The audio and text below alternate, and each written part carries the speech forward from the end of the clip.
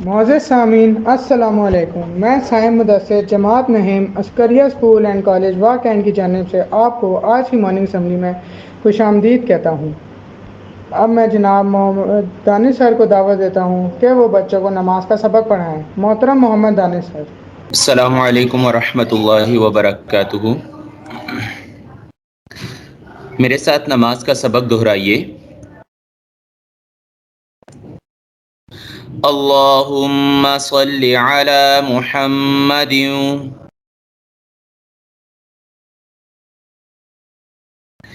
اے اللہ رحمت نازل فرما محمد صلی اللہ علیہ وآلہ وسلم پر۔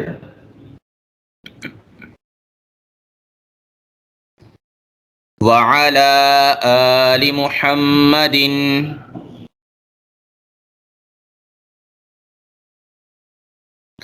اور محمد صلی اللہ علیہ وآلہ وسلم کی آل پر۔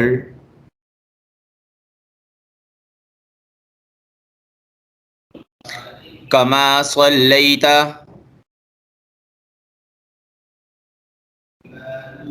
جیسا کہ تو نے رحمت نازل فرمائی،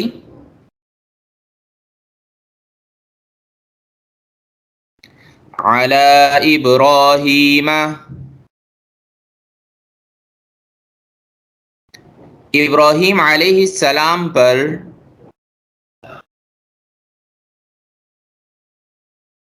وعلی آل ابراہیم، اور ابراہیم علیہ السلام کی آل پر،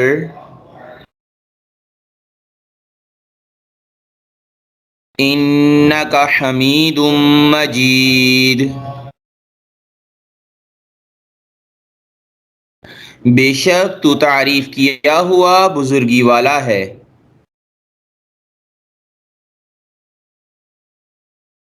اللہم بارک علی محمد،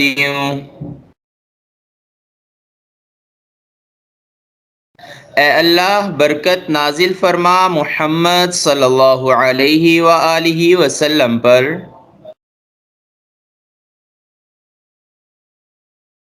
وعلی آل محمد،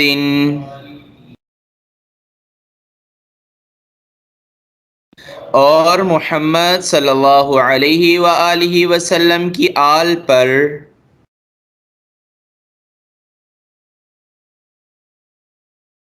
کما بارکت،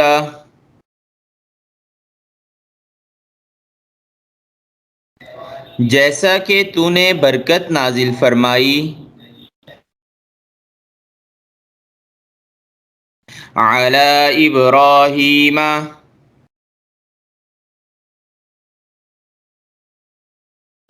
ابراہیم علیہ السلام پر،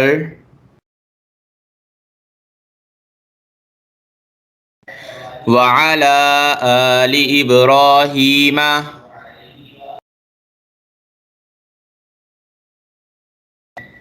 اور ابراہیم علیہ السلام کی آل پر،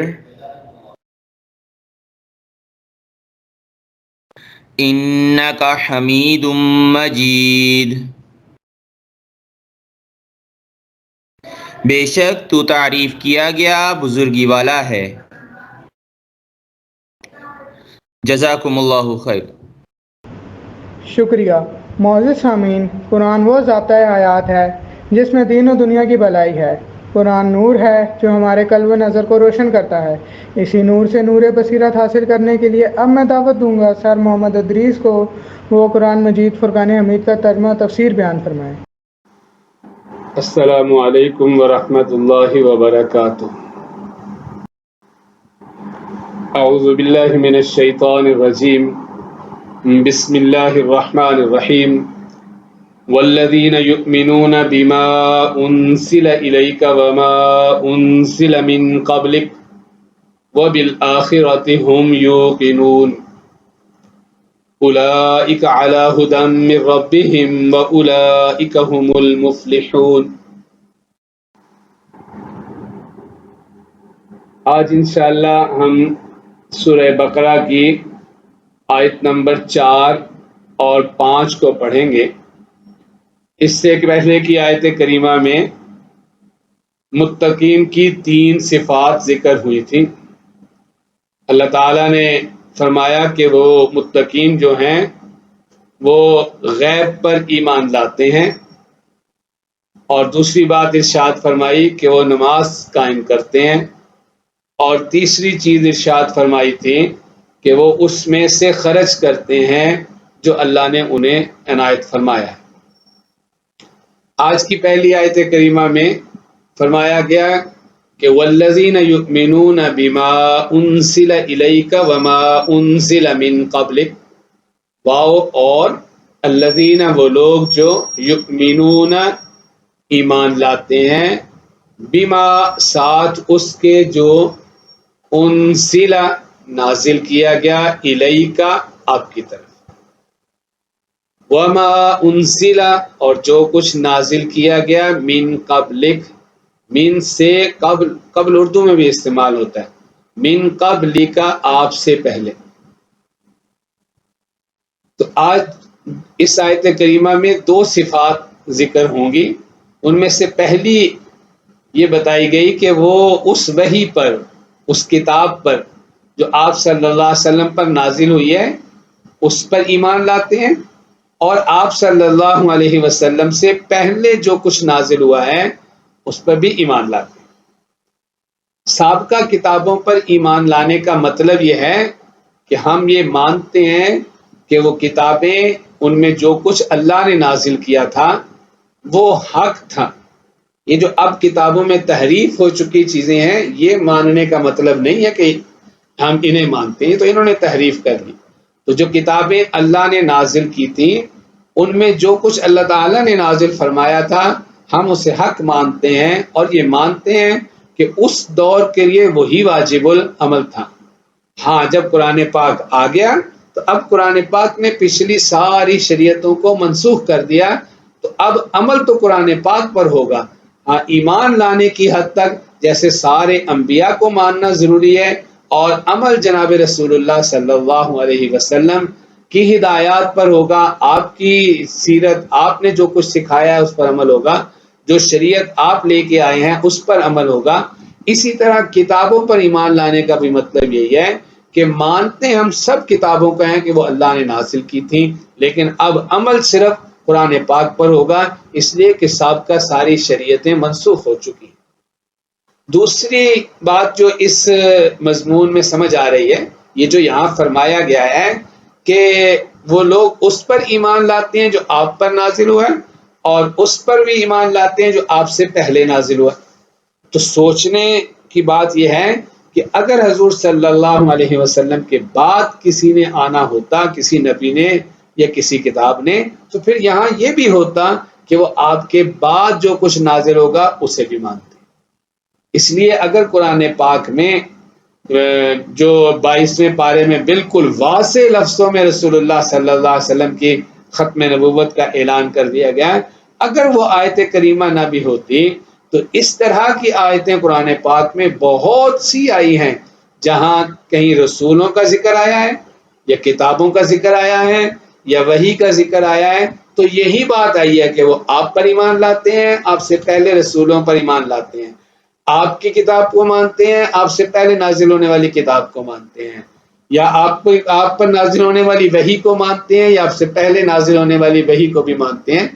تو یہ بہت سی آیات میں یہ مضمون ذکر ہوا ہے جہاں آپ کے ماننے کو اور آپ کی کتاب کو ماننے کا ذکر ہے، اور آپ سے ماضی میں، آپ سے پہلے میں جو کچھ نازل ہوا ہے انہیں ماننے کا ذکر ہے، لیکن آپ کے بعد کا کوئی اشارتاً بھی کسی چیز کا ذکر نہیں ہے۔ اس لیے اگر وہ آیت نہ بھی ہوتی تو یہ آیات خود حضور صلی اللہ علیہ وسلم کی ختم نبوت کی اطلاع دے رہی ہیں کہ مومن کا کام یہی ہے کہ وہ جناب رسول اللہ صلی اللہ علیہ وسلم کو اللہ کا آخری نبی مانے، اور اللہ کی کتاب جو رسول اللہ صلی اللہ علیہ وسلم پر نازل ہوئی ہے اسے اللہ کی آخری کتاب مان کر اس پر عمل کرے۔ وَبِالْآخِرَةِ هُمْ يُوقِنُونَ، واو اور با ساتھ آخرہ، آخرت اردو میں بھی ہم یہی بولتے ہیں، یعنی یہ زندگی جو ہم گزار رہے ہیں جب یہ ختم ہوتی ہے، انتقال ہوتا ہے انسان کا، وہ ادھر سے دوسری دنیا میں منتقل ہوتا ہے، ختم نہیں ہو گیا، یعنی اس دنیا کی جو زندگی تھی یہ ختم ہو گئی ہے، آگے جا کے اسے ایک وقت آئے گا جب اللہ تعالیٰ سب کو قبروں سے اٹھا لیں گے اور پھر انسان کو اپنے اعمال کا جواب دینا ہوگا، اس کے اعمال کا حساب کتاب ہوگا، اور اس کو جزا یا سزا جو کچھ بھی اللہ تعالیٰ سزا سے محفوظ رکھے اور اپنی رضا کی جگہ جنت جو ہے وہ سب کو عنایت فرمائے، تو وہاں وہ فیصلہ ہوگا کہ اس نے کیا کیا اور اس کے مطابق اس کو پھر وہاں زندگی گزارنی ہوگی، تو ایک دوسری زندگی اس کے بعد اس کو عنایت فرمائی جائے گی۔ تو بالآخرہ وہ آخرت پر بھی کہیں ہم وہ یوقنون یقین رکھتے ہیں۔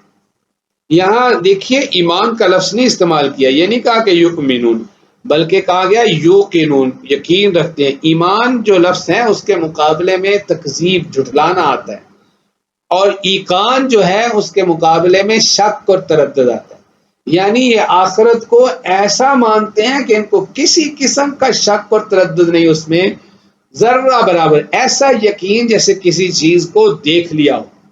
آخرت کو دیکھا نہیں ہم نے غیب کے ضمن میں یہ بات عرض کی تھی کہ جو کچھ رسول اللہ صلی اللہ علیہ وسلم نے فرمایا ہے ہم نے ان پر اعتماد کرتے ہوئے اسے مان لیا، تو آخرت کو دیکھا نہیں ہے، لیکن نہ دیکھتے ہوئے بھی ایسا یقین ہونا چاہیے کہ گویا کہ اپنے سامنے اسے دیکھ رہے ہیں، اور یہ آخرت کا جو یقین ہے یہ انسان کی زندگی کو بدل دیتا ہے۔ یہ جو حضرات صحابہ رضی اللہ عنہ کی زندگیاں بدل گئیں ان پہ غور کرنا چاہیے۔ حضور صلی اللہ علیہ وسلم وہ کوئی دوسرے سیارے سے کوئی قوم نہیں لے کے آئے تھے، وہی معاشرے کے لوگ تھے، اور معاشرے میں جس طرح کا ماحول چل رہا تھا اسی کی وہ زندگی گزار رہے تھے، لیکن حضور صلی اللہ علیہ وسلم پر ایمان لائے اور پھر ان کی ایسی زندگی بدل گئی کہ بالکل دوسرے لوگوں سے مختلف ہو گئے۔ کل تک جو معمولی چیزوں پہ لوگ لڑتے تھے، اب وہ دوسروں کے لیے اپنی جان دینے لگ گئے ہیں۔ اب اگر غلطی ہو جاتی ہے تو بے چینی ہے کہ کسی طرح اس کا کفارہ ہو، اس سے توبہ کی صورت کوئی نکل آئے، اللہ سے معافی ملے۔ یہ جو بے چینی ہے توبہ کی اور اللہ کو راضی کرنے کی، اور گناہ سے اندر سے ایک بات آتی ہے کہ گناہ نہیں کرنا ہے، یہ آخرت کا عقیدہ پیدا کرتا ہے۔ جتنا آخرت کا عقیدہ پختہ ہوتا ہے، جتنا اس کا یقین ہوتا ہے، اور اتنا ہی انسان گناہوں سے رکنے والا ہو جاتا ہے اور نیکی کرنے والا بن جاتا ہے۔